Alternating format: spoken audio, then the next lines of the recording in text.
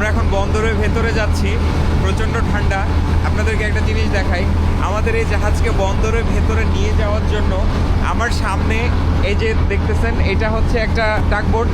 এইরকম 4টা টাগবোট আমাদেরকে এসকর্ট করতেছে, আমাদেরকে গাইড দিয়ে ভেতরের দিকে নিয়ে যাচ্ছে, 2টা সামনের দিকে আর হচ্ছে 2টা আফটের দিকে। এছাড়াও 2জন হারবার পাইলট আছে এখন ব্রিজে, যাদের ইনস্ট্রাকশন অনুযায়ী আমরা ভেতরে যাচ্ছি।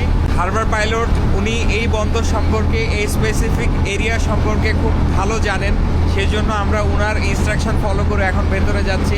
এখানে পানির গভীরতা খুবই কম।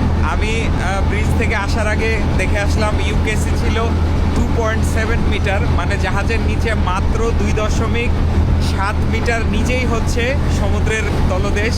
বাই এনি চান্স এদিক সেদিক হয়ে গেলে গ্রাউন্ডিং হওয়ার সুযোগ আছে।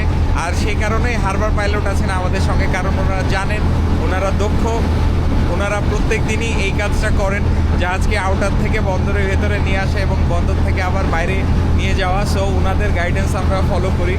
আমার আশেপাশে পানির অবস্থা দেখেই বুঝতে পারছেন যে এখানে গভীরতা খুবই কম।